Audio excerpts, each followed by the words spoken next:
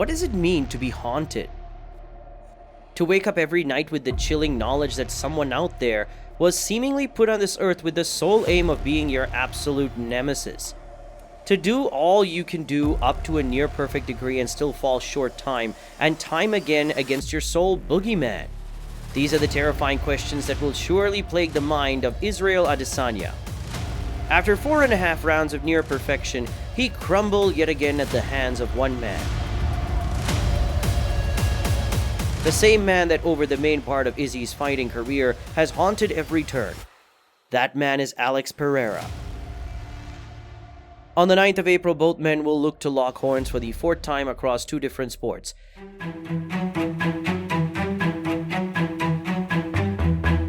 In a fight that could have major career-altering outcomes.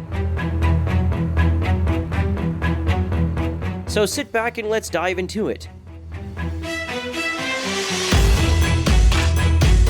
Barely a year ago, you would not face much argument if you labeled Israel as the greatest ever in the UFC middleweight division ahead of Anderson Silva, but make that comparison today and you'd probably be slapped in the face.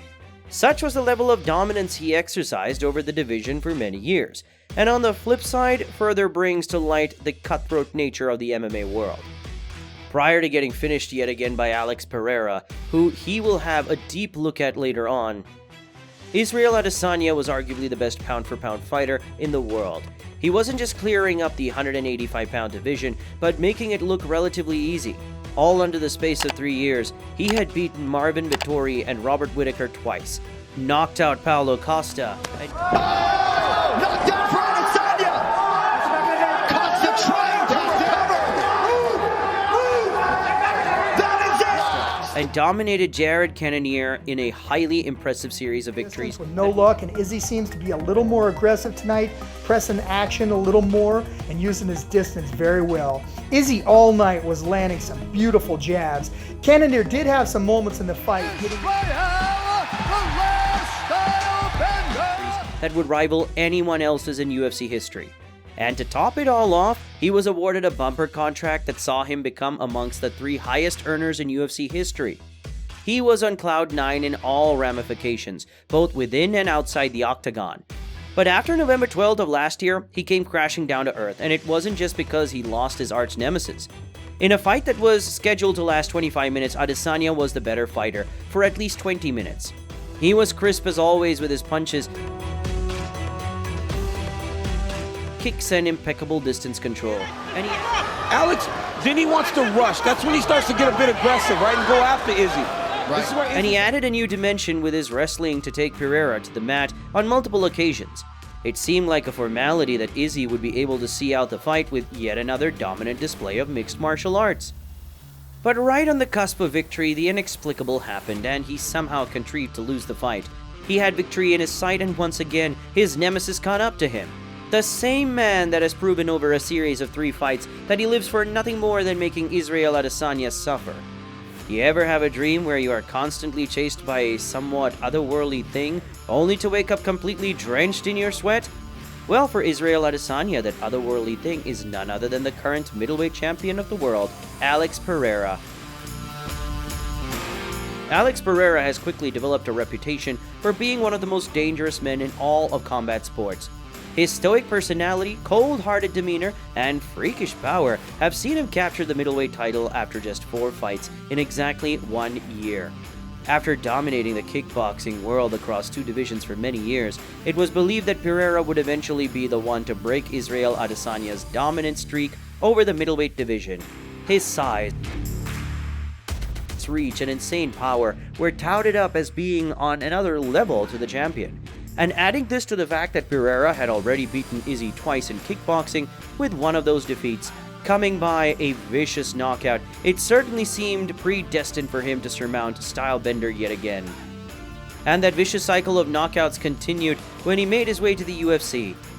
He has knocked out guys like Sean Strickland and Andreas Mihailidis in vicious fashion, and before long he was offered the chance to do what he arguably loves the most, knock out Israel Adesanya. It was almost written in the stars even when Izzy came prepared and dominated Pereira in all the facets of martial arts for over 4 rounds. There was a sense of inevitability that Pereira would eventually find a way to secure the victory, and in the 5th round, just as fans of Adesanya around the world must have been getting their celebratory drinks warmed up, Pereira planted a perfectly placed left hook to the jaw of Adesanya, followed by a sequence of punches to secure the knockout to secure the middleweight champion title. It was the moment that perfectly mirrored every Titan versus Titan battle across history. One man seemingly doing all it takes to secure the victory, and yet again getting beaten right on the cusp of victory. But does this quintessential bout have yet another twist in the tale? Following the events of their previous meeting, the cloak of invincibility that dawned on the once dominant Israel Adesanya was burnt to ash, while the inevitable power of Alex Pereira has been hyped to inexplicable heights. For Israel Adesanya, a fighter who for the bulk of his MMA championship has been the voting favorite heading into all his fights, a fight where he shows up as the massive underdog might just work in his favor. In recent years during his period as champion, he adopted a far more measured approach to the way he fought in his earlier days. He threw less flashy kicks or spinning elbows that were a major part of what made Stylebender so endearing to the fans. So an outing without that pressure of being champ might just unearth the same Izzy that took the middleweight division by storm early on, and if that is the case, then his horror story might have a happy ending. But for Alex Pereira, who is entering this fight absolutely brimming with confidence, not just a champion, but for the knowledge that he can knock out Israel Adesanya if he wills it, especially given that he has accomplished the feat twice in his fighting career already, you can be sure that he would be at his most dangerous form.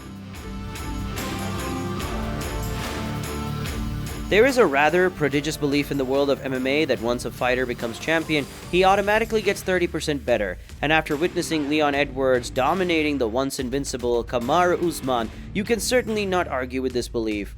And if the same could apply to Alex Pereira in this rematch, it would be easy to dread the thought of what might happen to Stylebender. So this is where we leave it, folks. Israel Adesanya is facing arguably the most important task in his MMA career. A win could silence the haters, but a defeat could very well push his MMA career into serious thought. And for Alex Pereira, he's faced with the opportunity of kick-starting his MMA legacy on the highest of notes. If he can get past Israel Adesanya again, it begs the question of whether anyone can stop him.